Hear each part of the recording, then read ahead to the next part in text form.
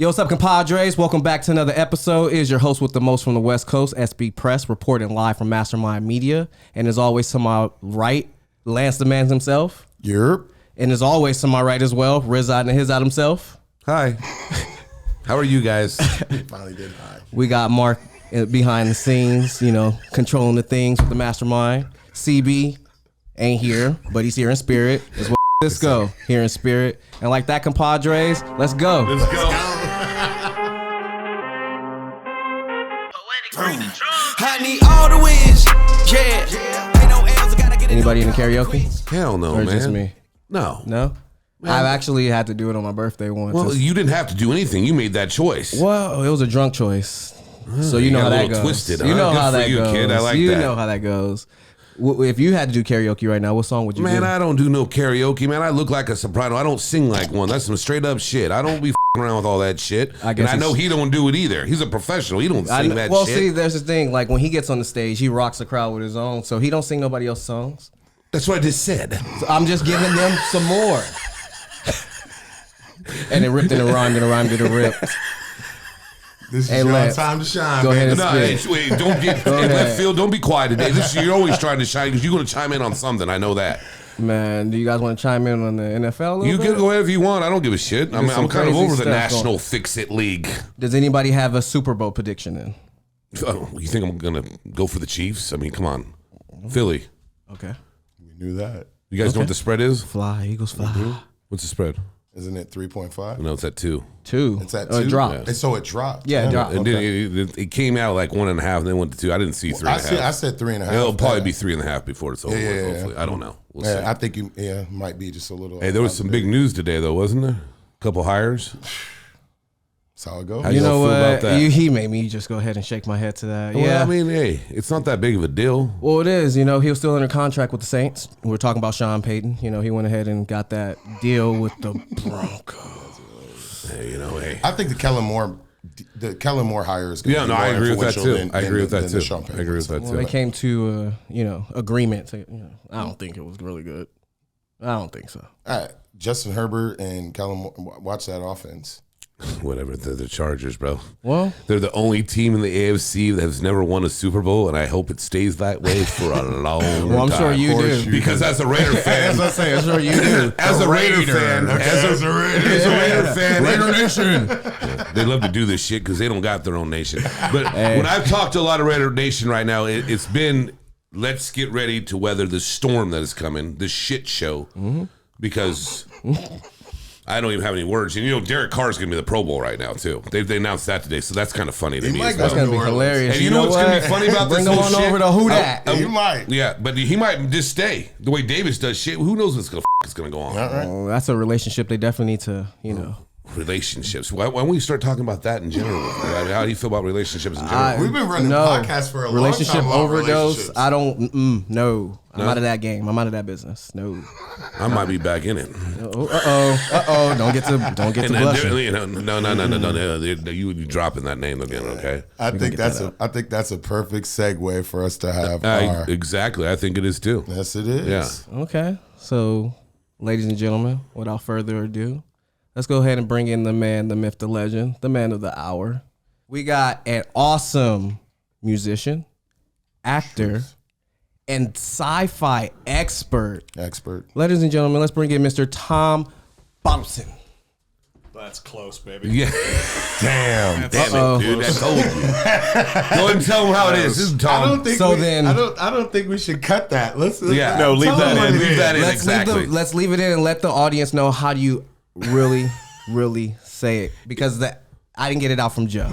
Yeah, I It's don't know why. Bottelsen, which I've been called Bottelsen my entire life, and then when Dad goes to Norway to research the family history, it's Bottelsen, so I don't care. Bottelsen? You can call me whatever you want. I don't care about how my last name is pronounced. It is. My name is not me. You know what? I got to say this. For an awesome fantasy sci-fi guy, there's also something fantasy that I've heard that you're into, like fantasy football. I'm into fantasy football. I was the commissioner of the Fantasy Football League, the Shocker Football League, for 19 years before we stopped. and our last champion never returned the cup. I don't know what happened to it. Oh wait, Lance, that was you. Wait a minute, Lance ladies and had the gentlemen. cup. We had a crappy things remembered stein, and the champion would get their name on the stein. Okay. And so you'd get to hold right it there? and lord it over the other one. You feel. Yeah. Can't even look at him. It was very important. I felt the wall right here, and I was just like, okay, just let this go. But, Everything you're saying is true. Yeah, Yeah, it is. I love fantasy football. I think it's the best way to get involved in football because you get to know every player as opposed to just the players on your team. Right. Because my team is the Denver Broncos, and I don't know if you know this, but we just got a head coach deal. Somebody cutting onions? Somebody cutting onions in here? Yeah, we get Sean Payton, which is what we do. I said that before. We get players when they're on the end of their rope. Well, we're going to go ahead and reward that. Yeah, we're gonna Go ahead, reward you with Lance. something. Lance has got a reward And for because you. He's killing me softly I just over want to here. say this. No, he doesn't. Yeah, he does. No, he doesn't. So sorry. Great league you represented. PC where it happened. I don't believe As a this. man. Uh-oh. There it is. Great. Uh-oh. This is, oh, wow. Let the Should have been fantasy sent it in the football. mail. This is a big moment. This is a big moment. I thought it was gone forever. I shined it up, cleaned it up today. Oh, man. It should have been happened, man. This makes me so apologize. happy. I apologize. This makes me so happy. Yeah, man. Because my name's That's on it great. twice. I know. It's His great. name's on it My twice. name ain't on that motherfucker once. Oh, that to means, let you know, it was you didn't hanging have up good on luck my with it? mantle for all these years. My name's on it twice. It is still one of my most prized possessions. Oh, you got it And back. I got It's back. crap my dad Same gave me. box. And this is more important. Thank you, Lance. Love Man. it. Thank you, man. I apologize I'll take that out for of there. the long return. I was definitely going to bring it up because I just assumed it was gone. I assumed it was I gone. had to basically, since I heard of the story, I definitely want to make that come to an end for you, brother. Well, now it's all worth it. I Should've don't need been to say happening. anything else. The wait Hey, is well, over. hey, Tommy, it's good to see you again, man. It's been a couple years. It's been and many you years. look good, and you've been doing some amazing things out there. Yes. And it's beautiful to see. It is the pandemic that started this new wave of Yeah, I believe so. My life. Right. So do me a favor. I mean, I know you very well, and I know some other people do in here, and not somebody. So for the audience, some stuff. if you could, why don't you just tell us where you're from and your path and everything, where you're at now, and where it all started from, so they can know a little bit about you. I was born a small black child. There's that comedy. it all got There's washed that away. comedy. Bam! He's always on. Tommy's always on. Never off. Let's hear that I like saying it background. like this. I was born in 1969. I'm a child of the 70s. I'm a teenager of the 80s, and I'm a college kid of the 90s. I was born in Massachusetts, left when I was 3, grew up in Littleton, Colorado, and then I've been in LA since 1998. Okay. That's my basic path. I've been an actor professionally since 1995. I was a musician my entire life, playing multiple instruments here and there. I was always in a picked-up band with friends of mine sitting over there. Hey. Yeah, so that's kind of my basic deal.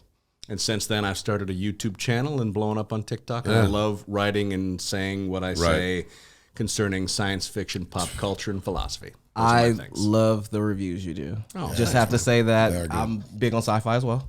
So, Joe's basically telling me like, hey man, you guys can nerd out. And I'm like, it's just regular out. Just he's a nerd since he don't know enough. A nerd, so it's just a nerd regular out. Well, what is you guys both own it? So I don't know what the big deal what is your nerd? What's your thing? What are your geek? Everything, Marvel, DC. I do Star Trek, Star Wars, very galactic. Okay, are you watching season 3 of Picard when they reunite the Next Generation cast? No, right now. I'll end it right now. I will end this right now. Don't tell me you're going to geek out if you're not going to watch the reassemblance of the cast. Worf's becoming a pacifist.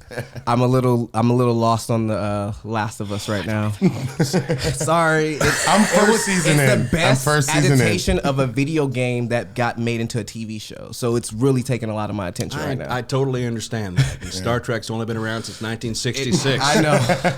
Let's all concentrate on a video game you've been geeking out on. There you go. I love it. Listen, Fire on his I ass. feel bad. I feel bad because I just got the cup and I'm in a good mood. But you disgust me, sir. I got the D word already, Paul. What is going on? No, everyone tells me I have to watch The Last of Us. Everyone's recommending that show hardcore. It's really good. Highly recommend. Absolutely, yeah. It's Walking Dead. What a better cast and times 10. So. I like how you point that out because I feel that same way. Yeah. The cast is a little bit better, so it's a little bit more dynamics as far as the character developments. Yeah. Are you big on the post-apocalyptic nerd stuff? Do you like all the World War Z? That kind of thing? I Am Legend. Yeah, I deal. I'm waiting on if they go ahead and get this going. The I Am Legend 2. Supposedly that's in the works. Michael B. Jordan, Will Smith. Well, I won't put you on the spot, except what is your go-to post-apocalyptic movie? What's the best? What's at the top? 28 Days Later. 28 Days Later. Anybody else who's got a post-apocalyptic movie besides me? I don't watch that shit, bro. You know what I be watching. Tony, what do I watch? Fly, Pelican, fly. I watch gangster films, bro. I ain't gonna be in no sci-fi movie. Your shit ain't gonna work out. You got that's on you. No one's done it better since The Road Warrior. That is that was a great movie, though. Yeah. Road Warrior is my favorite post-apocalyptic world gone to hell, and now everything's this and that. I'm not a zombie guy. I wish I was a zombie guy, but I'm not. The zombies. I love my vampires, my werewolves, stuff like that. But I'm not big on folklore. Zombies are a little. Vampires, one of my favorite movies of all time, Lost Boys. Oh, The Lost Boys. That's one of my favorites of all time. I watched that twice over the pandemic. It does not hold up well, but it is delightful. It's okay. At the time, it's how movies are. Yeah, it's 90 minutes. It's a fun ride from beginning to end, and it's a great Kiefer Sutherland. And then you're glad when it's over? That's what it sounds like. I have the soundtrack on my phone still. Okay. That's how nerdy I am. That theme song has been in my head forever. Yeah, I was just going to say, quick side note, they are doing Bad Boys 4. Right? Ooh. Will Smith and Martin Lawrence. Oh, Jesus. Martin did announce that. Yeah. How are they going to continue on the rich subtext that is those two characters? How are they going to delve deeper into those? I mean, my goodness, haven't we all exhausted all of the genius philosophy involving Bad Boys 1, 2, and 3? No, 4. Here comes 4. And they messed up the title for 3 because 3 was Bad Boys for Life. They should use that for the next. Whatever. And now they're bringing one back. Yeah, now it's Bad Boys 4. We swear we're done. So what do you think the best sequel is ever? Oh, the best sequel is? I have a couple of choices, especially for science fiction. Ever? Well, not science. I mean, it could be science fiction. It could be anything. Okay. Best sequel ever is Godfather 2. Okay. Best sequel science fiction is Terminator 2 or Spider-Man 2, the Tobey Maguire. Yes. Yes. You know that. Those are good. I was in that. And best, Yes, you were. Best sci-fi horror sequel is Aliens. Ooh. Okay. These are my sequels. What do you got, P? Sequels. That's tough. I got Godfather 2 as well. Oh, Jesus. But I can also say Rocky 3. No. Oh, I love Rockies. No, the Rockies were good. The Rockies were good. Definitely gonna say Alien. And I followed all of it when it went into Aliens vs. Predator, the Prey movie, spin-offs and all that stuff. Prey is a great movie. Prey is the second best Predator movie. All the other Predator movies it's Predator 1, it's fantastic, still holds up. You can watch that at any time. Anytime. And then Prey is amazing. Love Prey. It was a nice predated movie for that, to see how they came. And then I'm going to give my honorable mention for Spider-Man 2 as well. You can't go wrong. Alfred Molina. Alfred Molina is Doc Ock. Yeah. Fabulous. You guys said They it had all, to bring man. him back. Come on, you got to throw one in there. I want to talk about something else. So I'm Interstellar. What do you guys think about? I know you're a big sci-fi buff, but I want you to say your because you had a good topic going there. But I'll bounce it back to Interstellar. But let's get on with Yes. I mean, you guys are forgetting about Lethal Weapons. Here we go. Okay. No, we're not. I'll keep the. Those are so much fun. Wait, look, I love the Lethal Weapons, those. but it's Lethal Weapon 1, Lethal Weapon 2, and then let's pretend there isn't any more. But you can do that with Rocky too. Already mentioned Die Hard. Charlie was okay though. Die Hard at all? Christmas. Yeah, it was the best Christmas movie ever. It is. But I have the definitive answer on that, whether or not it is a Christmas movie. Okay. Let's hear this. We only discuss it at Christmas. We have the discussion at Christmas, we watch it at Christmas, and we battle over whether or not it is a Christmas movie. At Christmas, it is therefore a Christmas tradition, and therefore is a Christmas movie. You guys heard that. We discussed it. Oh, no, we've discussed it several times on and off camera, and CB didn't even see the motherfucker. So and it was Christmas time when we discussed it, too. He's never going to see Die Hard. No. We gave him a laundry list. We gave him a laundry list of movies to watch. He's been watching them, though. Okay. Die Hard is the best one versus many movie. Okay, that's fair enough. I'm going to drop this little gem because someone's, we got mommy Tony in the background over here. Raise the I roof. just have to say this. Raise the roof. When we all worked together, I just remembered she'd be in the kitchen and she'd go, look, they're doing casting for Cocoon 3. So you got to put cocoons in there a little bit. Cocoons. Do you remember I'm that? glad he pronounced that right. Whatever. Yeah, just cocoon out there. Mimic. We go down that road. Yeah, but Cocoon 3. I just remember that the whole time. Horrible movie. I liked Interstellar. I know that you were bringing up Interstellar, but I'm going to bring it back to around the same time length because that came out. Gravity came out with George Clooney.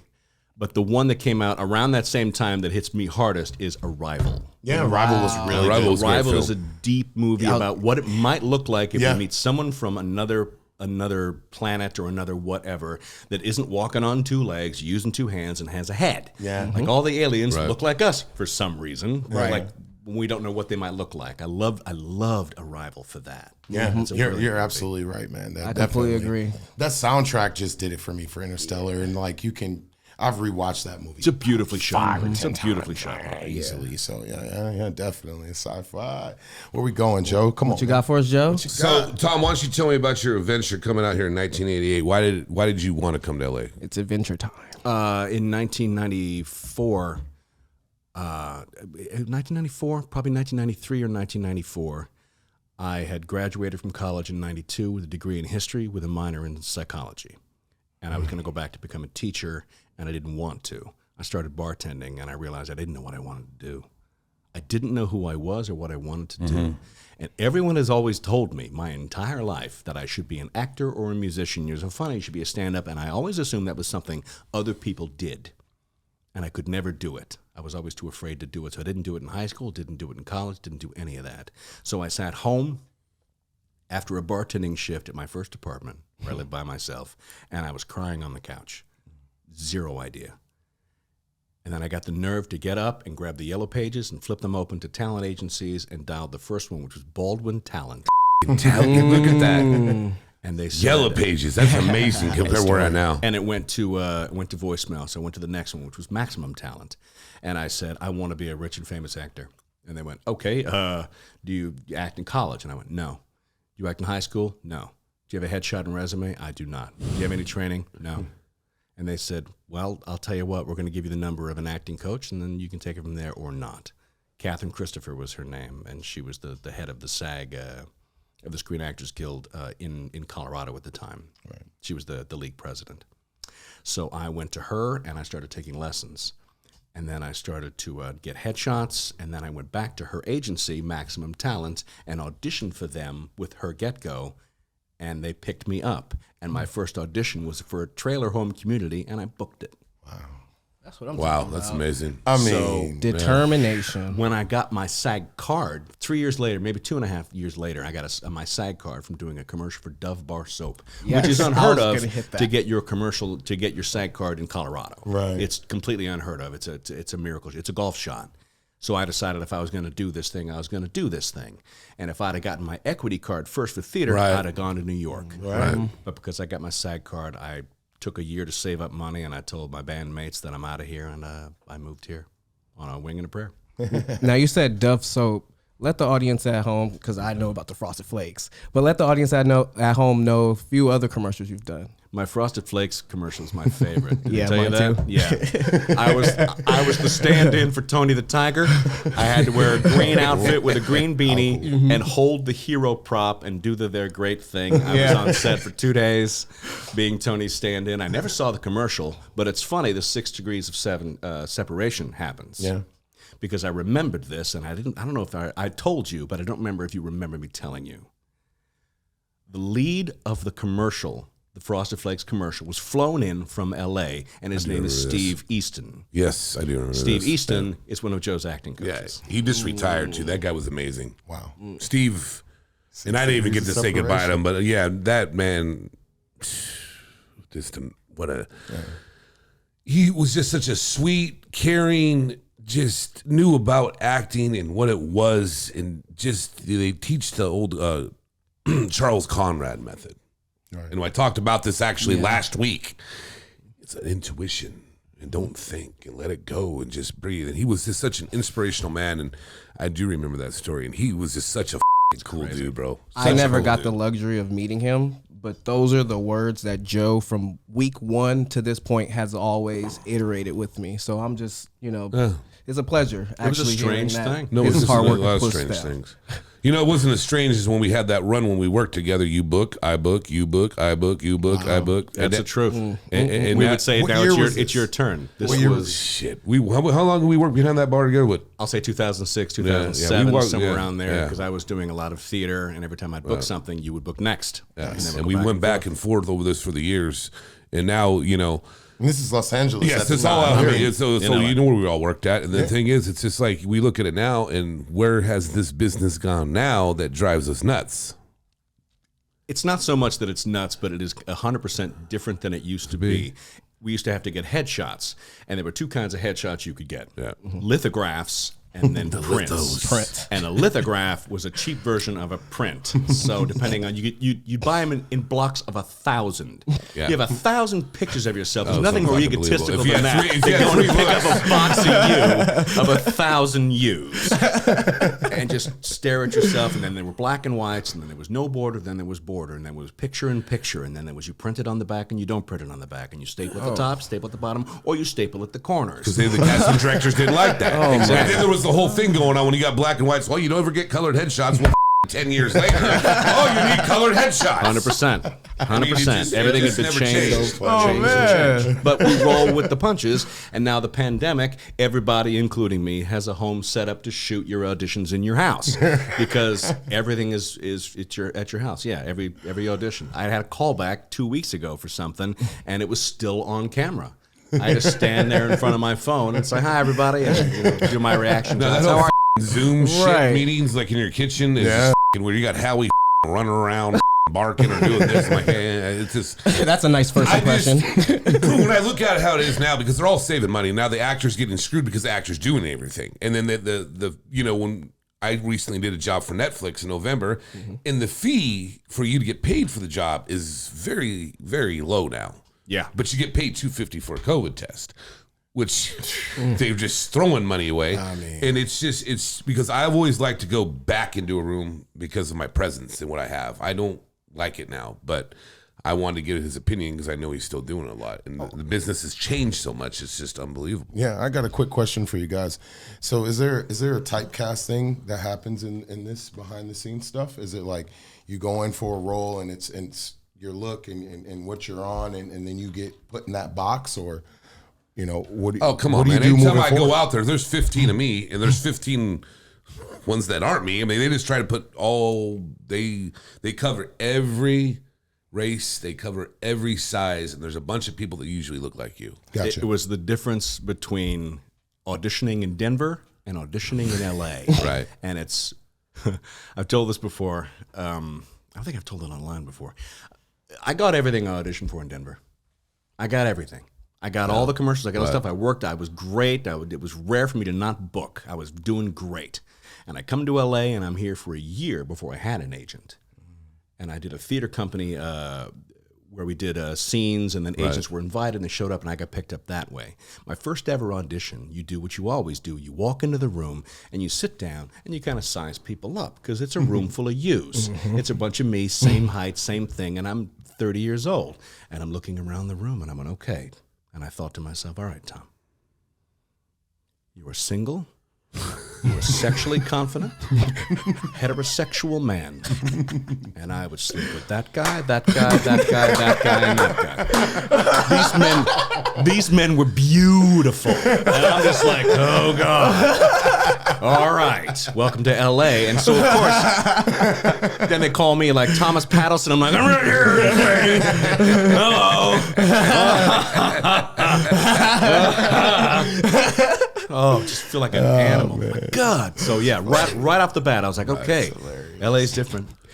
Well, it's the same thing with me because everybody talks about I'm big. This dude, I've gone into some of these auditions. These dudes are like 6'8", 400 pounds. I'm like, Seriously. what's up, dog? Everything good today? What's up, big man? Because it's more in the commercial world than anything. Now, when you get into theatrical, it's a little bit different, but it's still just It still happens when the one in-person audition I've had since the pandemic. It's the same thing. It's all. I've now gotten to older dad or young grandfather, being my age, so I see a lot of me. No Uncle Grandpa yet?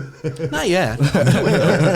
I have no issue with my age anymore. I will absolutely tell everybody I'm 53. I'm 53 years old. Damn, you're 53 now. A lot of men have a hard time with that. Telling their age. Oh yeah, but that's serious. Yeah, man. Well, you can either wear it or not wear it. You can tell people or not tell people. I think it's all the same at the end of the day. To hide your age, someone gonna find out. Yeah, right.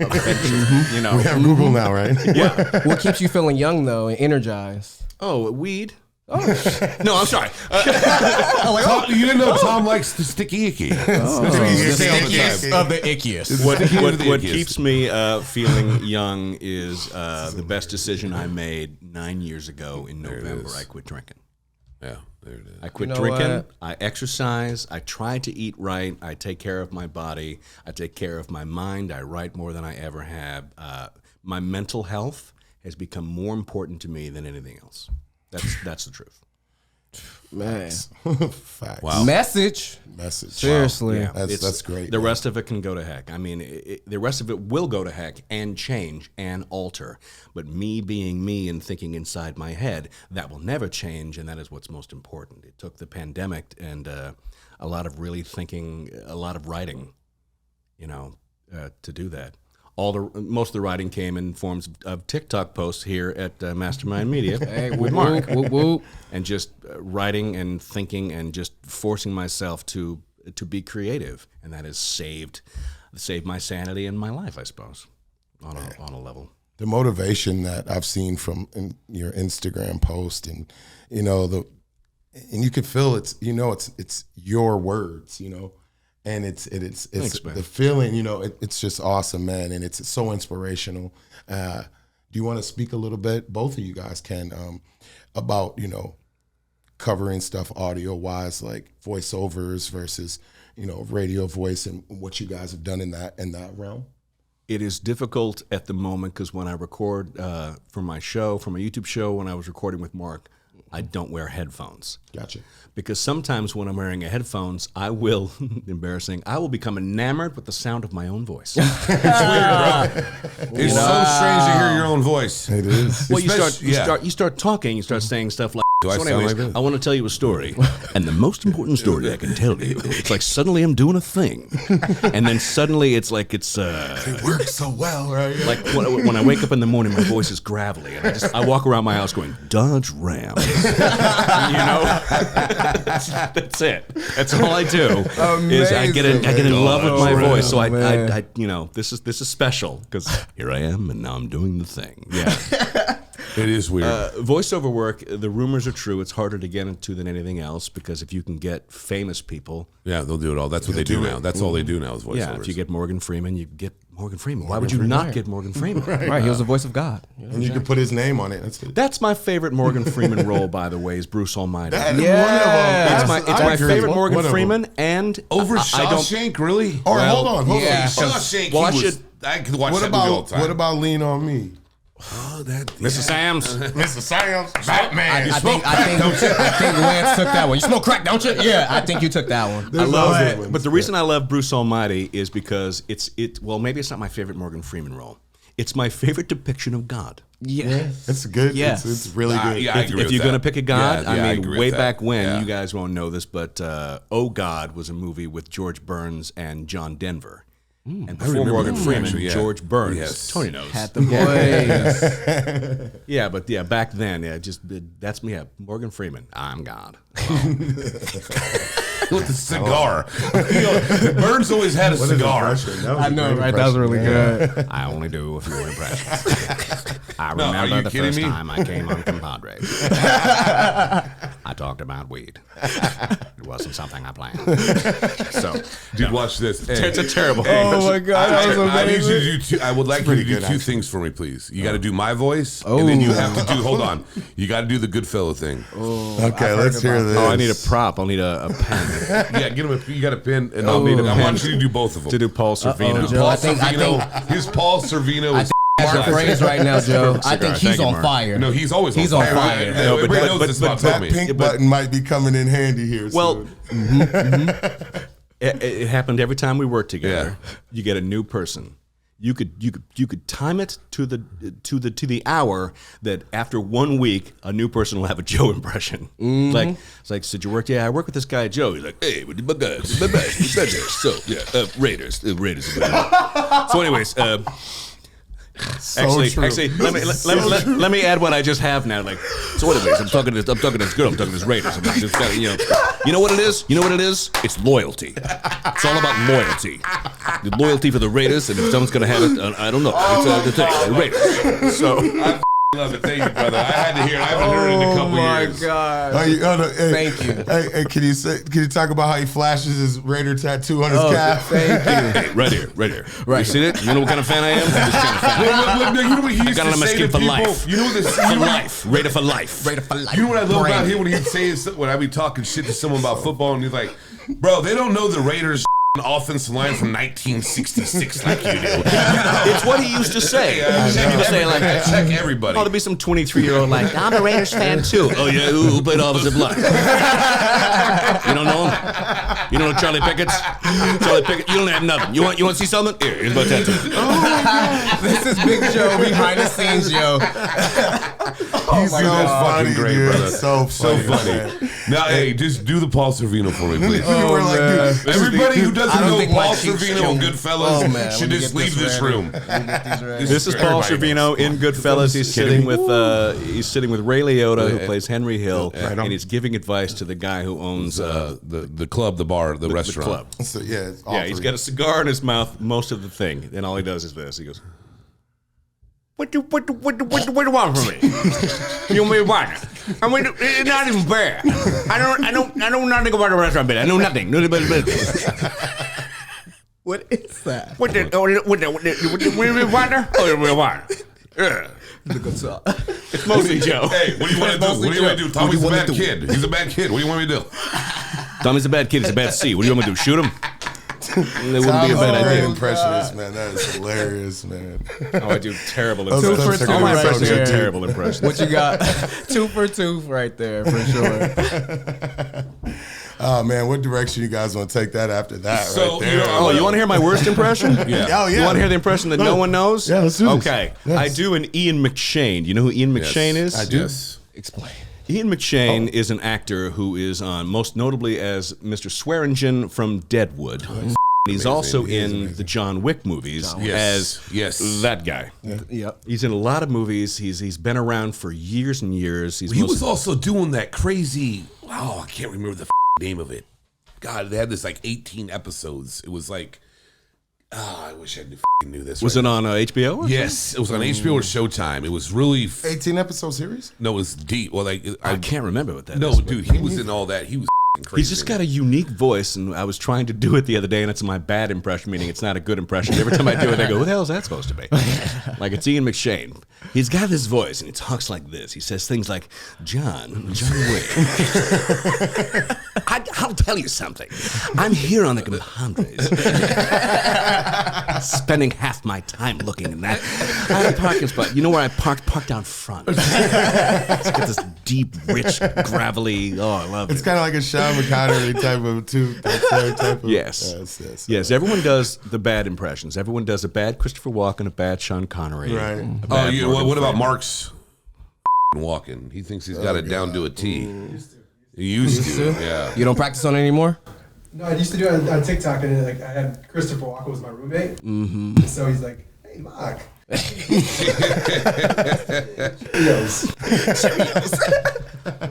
Hey man, we got to pick that audio up for sure. Yeah, 'cause that was funny. everybody does that. Everyone does the bad Connery, the horrible Christopher Walken. Yeah, Christopher Walken has got this nice voice, and everything is fine. Everything. I want to thank you all for having me here. But every time we do it, it's like, "Hi, how are you? I'm Christopher Walken." What the hell is that? Oh man, You're IP. You're laughing a little bit over there. You cheeks crying? hurt. My cheeks hurt. It's hilarious. So I know, you're with your sobriety, and I know a lot about that because I know when it started. Whoa, and everything that else. was a good shift. Yeah, of Yeah. course, Nice. Whiplash. And I know it's been Avalanche going on right into that. Segue. for 9 years. I know you've been sober, and I know you've grown a lot. Do you think that growth that you've had has made you inspire a lot of people and wants you to go that route with them? Like you want to be an inspiration with people for everything you've gone through and where you're at now? Do you think? I don't think you get to choose that. I don't think you get Yeah, to choose whether or right. not you're an inspiration to others. But I don't mind telling my story, and a lot of people have reached out to me privately. Right. And I've counseled them and talked to them about what I've been through because I didn't go the traditional route. I didn't go Right. to AA. You didn't. I didn't do any. I didn't use a person. I didn't call out or something. I went through it by myself because I had other things causing me to quit drinking. Right. Better way to put that. Sorry, that's nebulous. Can you want to tell the quick story? Can I do that? Yes, Yeah, please. absolutely. I Absolutely. honestly Yes, let's hear had it. a question to bring this out. Okay. In 2013, when I quit drinking, my girlfriend was diagnosed with stage 4 colon cancer, and she died a year later. And 2 weeks after that, I got the call from my sister. My sister married my best friend from high school, Todd, and Todd was diagnosed with ALS. Right. And I was looking at my situation and how much I drank, and I drank every morning, every night, and I drank at work, and I drank all the time. And I thought, two loved ones have no choice but to fight for their lives, and I'm throwing mine away on purpose for nothing. And I made up my mind when I went up to see Mary, when she was in Ventura. We went up to BJ's, and I pushed her there in her wheelchair, and I had 2 Jack and Cokes, and I drove home.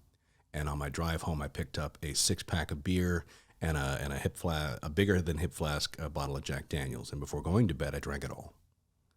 And I woke up the next morning feeling like I always did, fine. And I went on a hike at the Wildwood Canyon in Burbank, California. And when I hit the top of the mountain, I made my decision. And I cried and I let it out and I said, that has to be it. And then I did the smartest thing you can do if you're going to quit drinking is you tell everyone. And you don't say, I got to tone it back. And you don't say, I'm taking a break. You say, I quit. I had to quit and I have to quit. And then you get more support than you knew you had. And then the other thing happens where everybody goes away.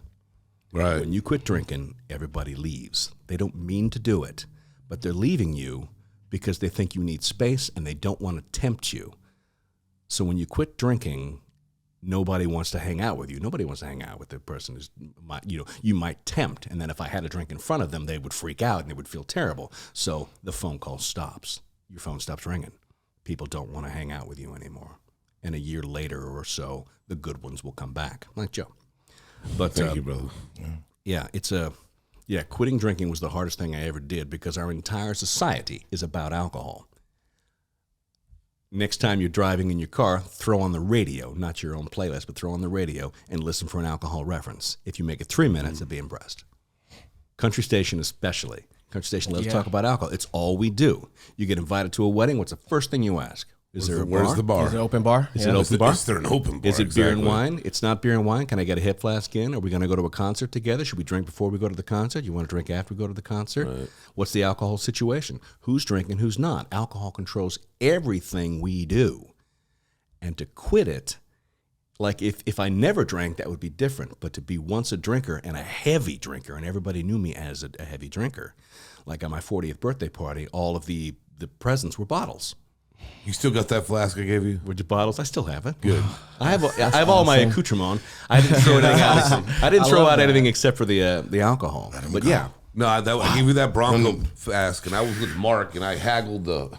Did I? You haggled the guy at the store over a gift. You're going to give me this gift. Man, look, what you just said is going to help a lot of people that listen and watch this, man. That was It's helping somebody at the table right now. That's a hard straight up inspiration. It's a hard thing to do because I loved drinking and getting drunk, and since then I have become, jokes aside, a serious cannabis advocate. Hey. right on. Because I do not see the Right. The majority of the people will tell you, but you get stoned, and that's the same thing. Never. No, it's light. It's so it's different. night and day difference. So different. The anger involved in alcohol will never cease to amaze me, and it's the reason they don't serve alcohol after the seventh inning stretch or in the fourth quarter. It makes you angry. It provokes this rage that I've never experienced while on cannabis. So Call it liquor courage. Yeah, that's what that liquid courage. Yeah, Liquid courage. Well, that was a good point that he said. You know, like sporting events, tailgating, every alcohol. It's all about the alcohol and how much alcohol we can get, and the people who sell the alcohol know it. You know, and I still serve it. I still, side job, still bartending. Been a bartender since '92. But there's a lot of bartenders that do that. I found out over the years. I met plenty of them that are sober. And There's two at my work. there you go. None of us drink. Taste the wine, spit it out, so we can taste what it is. But Right. That's the other thing. Every alcoholic is different. Every person that quits drinking is different. Yeah. But everyone that is watching you is only judging you by what they've seen on film, television, or book. So they think, well, like if a drink got passed in front of me, I've had people say, like, don't pass it in front of Tom. He doesn't drink. Right, because Tom might grow fangs and leap on the bar and tear everyone to pieces. That's the point, man. you know, we're all snowflakes. That's the truth. That's good, man. Yeah, but thanks for asking about that. I don't mind talking about that because it's a hard thing. It's not as hard as quitting smoking, And it's I hear helpful. that's the hardest thing, but it's Yeah, it's very helpful. We have a lot of people who tune into our show that information for sure will definitely, well, hopefully get them on the right page of life. I Because would love to have people reach out for that because I do not mind talking about that and listening to people. That's the other thing I got from quitting drinking and from being older is how important listening is as compared to anything else. It's just amazing. I want to say this, man. That's awesome.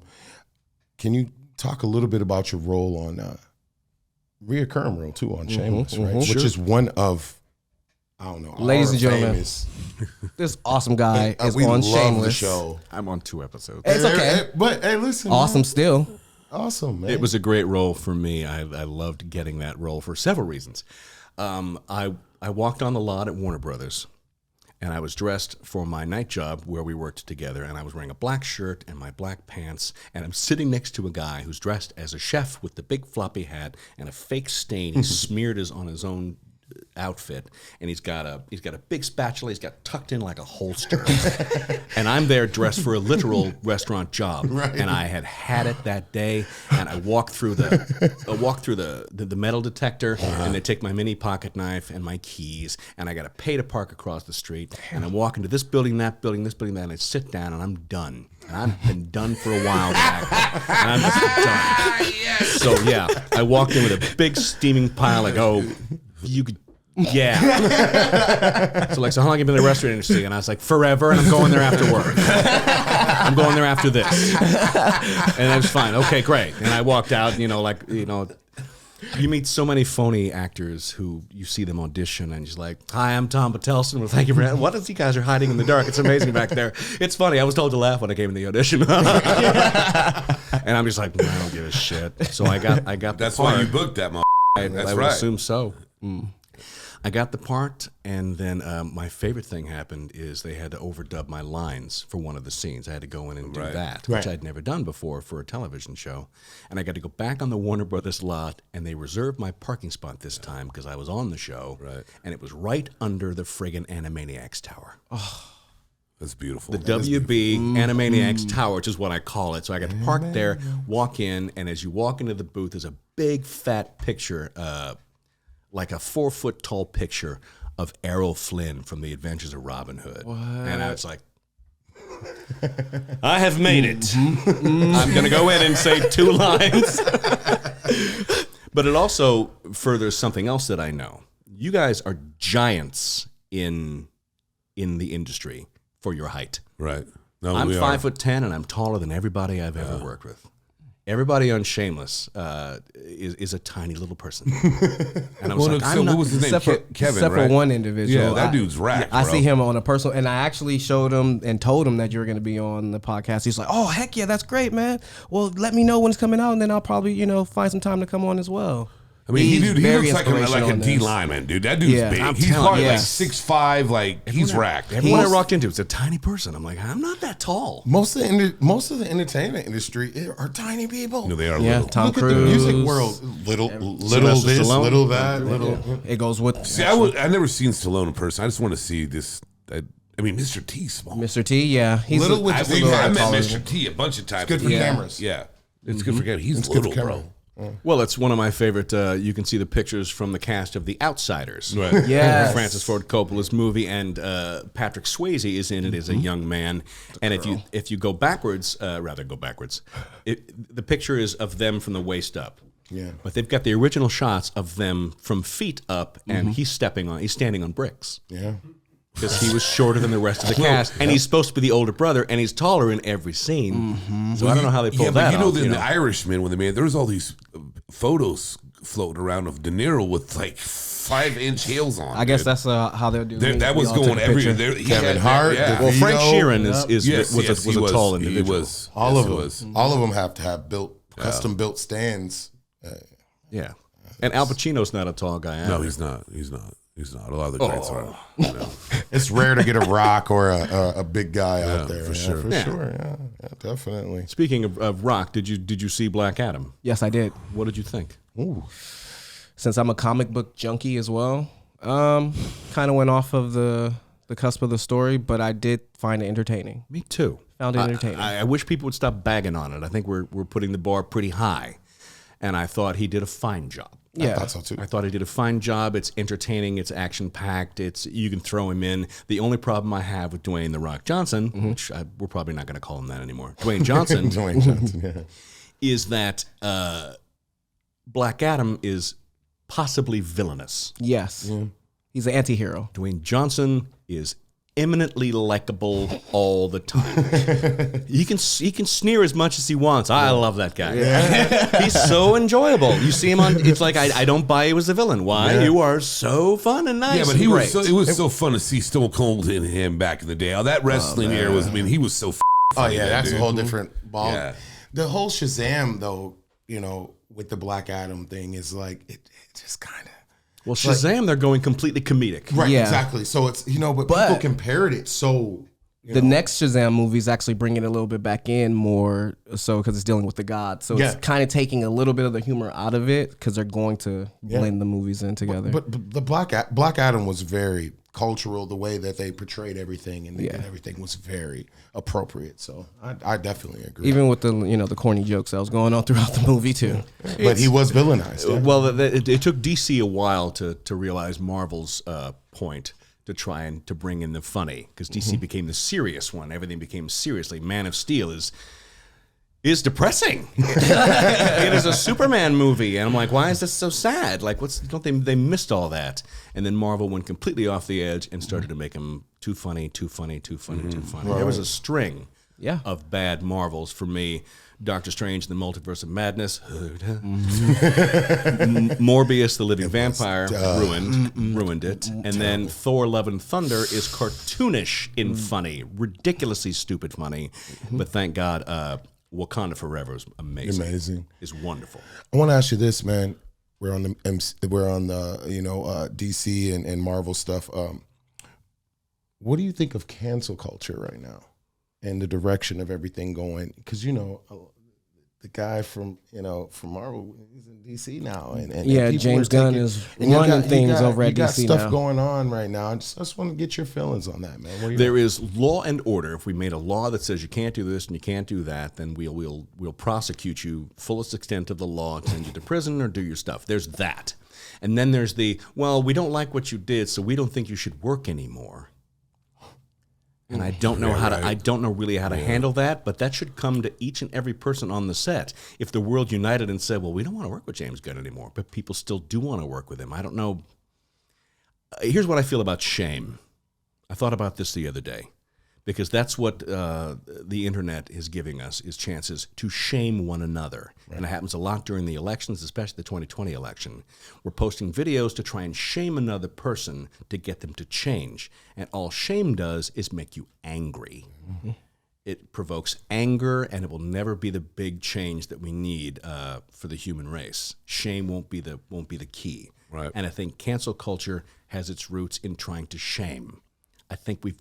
I don't know the way around it, and I don't know the way out of this one, but it can't come through shame. Right. I know that for a fact.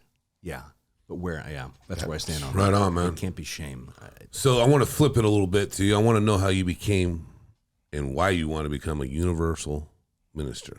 Church minister, correct? And how many people have you married now? I have married 7 couples, and I'm scheduled to do 3 more this year. That's awesome, amazing. man. I want to know about this because I don't really know about this, and I want to hear Give us the what. backdrop. Yeah, I want to hear about this. I have no religious affiliation. I know whatsoever. that. That's why I want to hear about this. Yes. I know. That's Raised Roman Catholic, and Right. then went to school, and so no, I'm not. So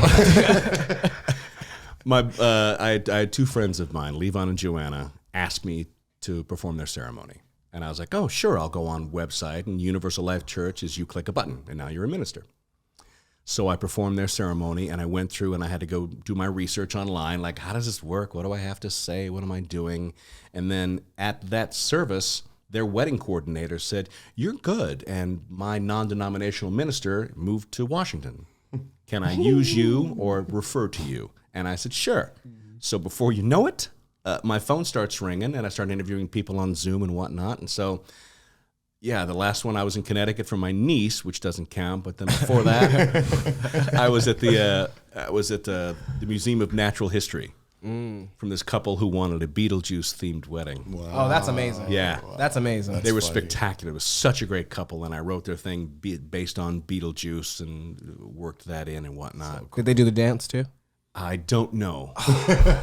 Part of my Universal Life Church minister duties is to leave when I'm done. Okay. There's nothing worse at your own ceremony than going like, is that guy going to be okay? He doesn't know anybody. You shouldn't be thinking about me at your wedding. So I tell him, I say, look, once I sign the certificate, I ghost you. right. I won't even say goodbye. You don't get something to eat? No, I say, you do- let's- have a to-go plate an ready? Irish goodbye. yeah, Got it, Miles. and I tell them it's coming. I say this is a part of the fee. You don't I even say, have something to eat. I say let's have our goodbyes now. Let's say everything's great and congratulations. But yeah, when it's done, and I leave. So you do high and buys. Yep. Basically. I Wow. like that. That's interesting. I wasn't expecting to hear So all that. That's interesting. crazy. So you basically, it just fell in your lap.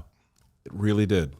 Some friends liked what I said and what I wrote and what I did, and yeah, it's been a unique experience to marry people, to perform their ceremony, can and imagine. to see the many people and more coming who are tired of the old religious hierarchy, the old things. Because I used to play when I had a mullet. Oh, business in the front, party in the back. When I had a mullet back in the 90s, I used Joe to Dirt style. play keyboard and piano for weddings for my friends because I was free. Right.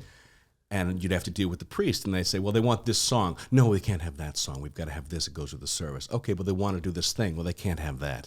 Well, they want to do this. No, they can't have that.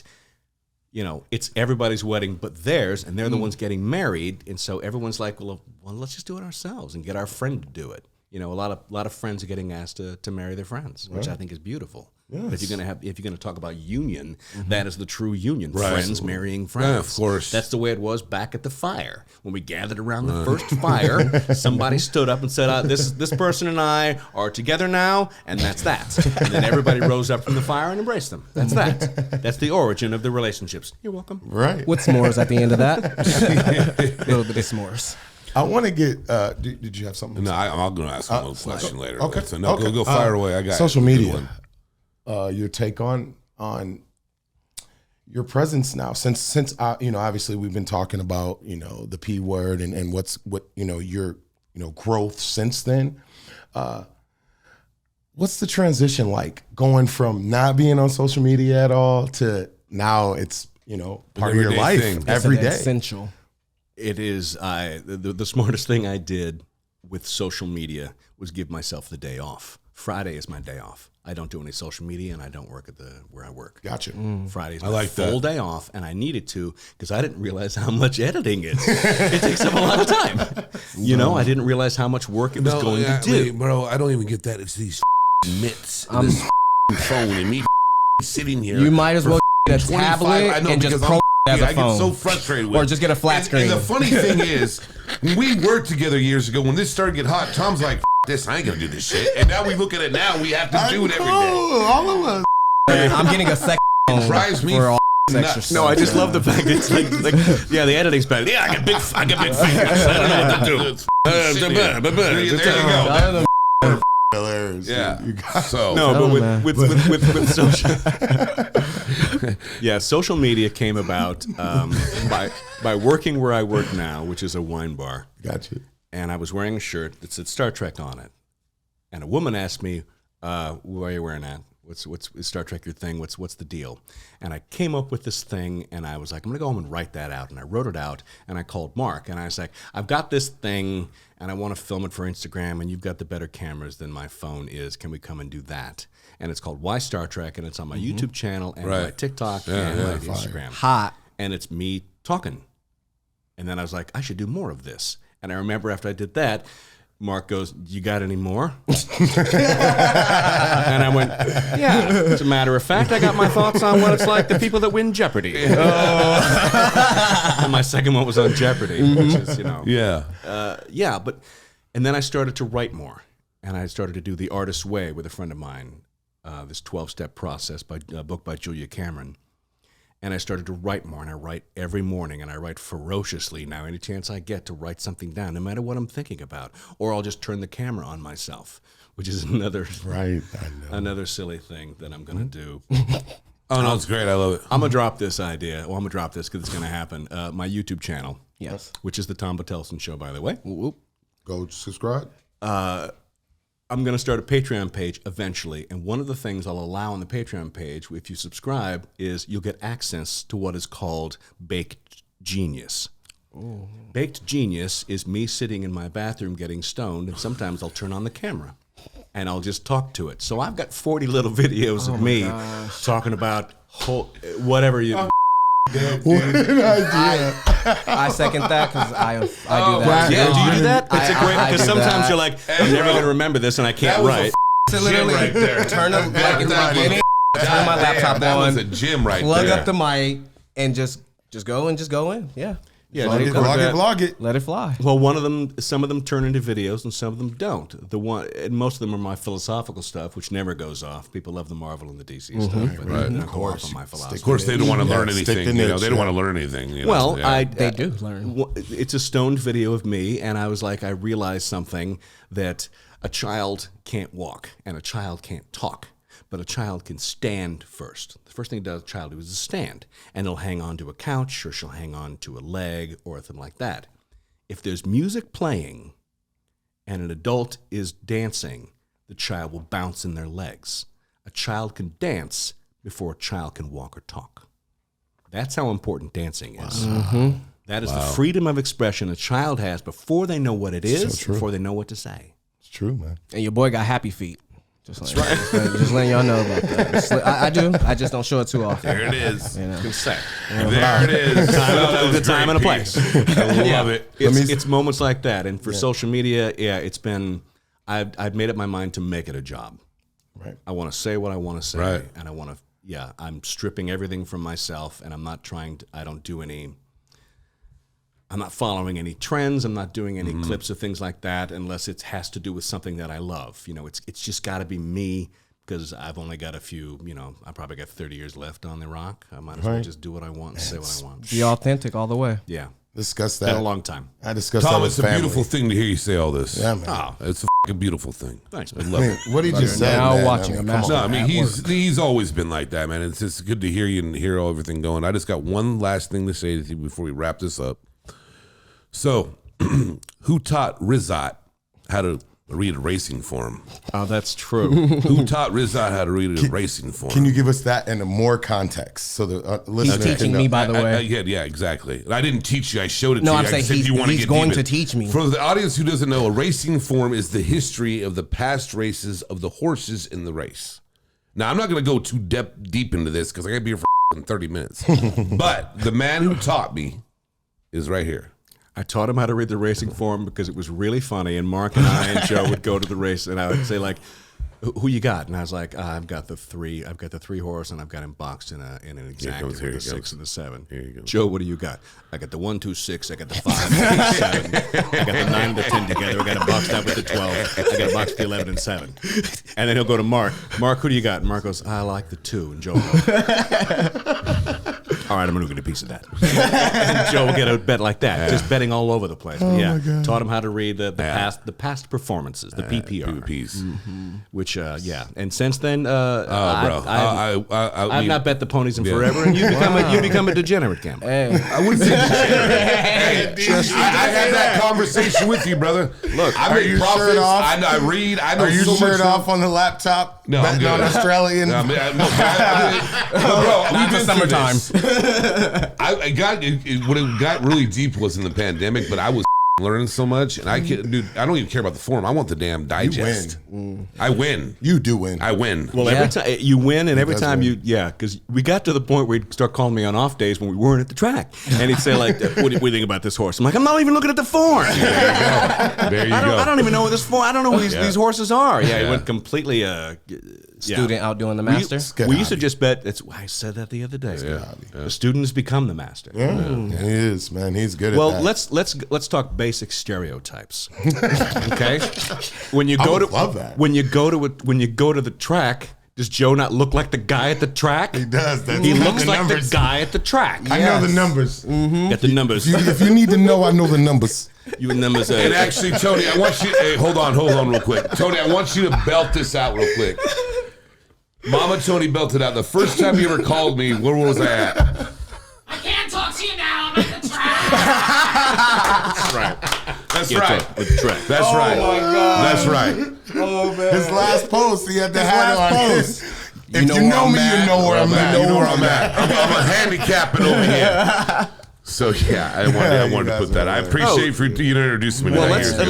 Let's do a props to that, because most people don't go to the racetrack. Yeah. If you live in California, Santa Anita is beautiful and a pretty place to go do a thing. And it doesn't cost a lot of money to get in there, and you don't have to gamble on anything. Just go to the track to see the horses and to be outside. It's a pretty, pretty place. And they got the best hand-carved sandwich ever. Oh, seriously. I get one every time, so I go. Friggin' Corned beef, prime rib, and the Always turkey. talks about I it. love that. Brings up what bread, Lance was talking about. He got to take us on a trip, man. Doing some food vlogs. We all need to do that. You guys got to start doing your homework, because I'm hot Santa right now. I need no content? distraction. Well, I just, try to Santa sign Anita myself content? up for your schooling. I'm not going to sit We'll there try and teach. 3 No. different Because, sandwiches? you guys got to really do your own thing, because I tell people all the time, I ain't going to sit there and put your bet in. I got my own shit I'm doing. I'm trying to make a we profit. don't know. A return on my investment. Well, like all degenerate gamblers, Joe's crazy superstitious when he's in the mode. When you're in the thing and it's like, I can't help you right now. I'm going to bet against this horse. No, well then don't tell me you're going to bet against that horse,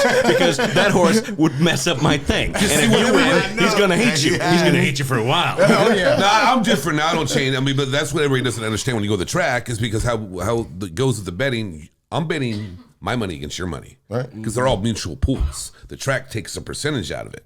It's everybody's money. That's what it is. It's funny, man. It's the truth. You're betting against everybody. It's true. If you bet, if enough people bet the other way, then it'll throw your odds. Yeah, I've seen all kinds of crazy shit. So, Tom, I want to really thank you for coming on. Thanks for having me on the show, Dude, guys. you were awesome. Going, I mean, man. we will What a have great you. We would like to Appreciate that. We would like to have you on appreciate again. you. Absolutely. You know, Definitely. We'll have So you much on more to again. talk about, man. More too. Oh heck, I'll chime in on anything. Oh, man. it's a pleasure, a privilege. And where can we find you? Yeah, At? let the audience at home know where to find you. Very well. You can find me on all social media at Tom Bottelsen, which is on Instagram and TikTok. And if you go to YouTube, it is The Tom Bottelsen Show. And if you type in Tom Bottelsen, you'll find me. Yep. Subscribe. Either way. Go follow, man. Like and Please. subscribe. Love to have you. Love to give you a shout out. Love to talk about, when on my show, I talk science fiction, pop culture, and philosophy. There we go, man. I'm what I going talk to about. basically sign up for that. Yep. I'm already subscribed and everything, So All right, compadres, you know what to do at this point. Follow us at ComPODres. To my right, Ilsa himself. I am _ill son. And also to my right, Rizat himself. I'm Rizat and Hizat. That's all I'm going to say today. I'm not going to go crazy, so just enjoy it. And I am SB Press. And like that, compadres, we're gone. I need all the wins, yeah. Ain't no L's, I gotta get a no call and quits, yeah. Gotta keep on moving no matter how hard.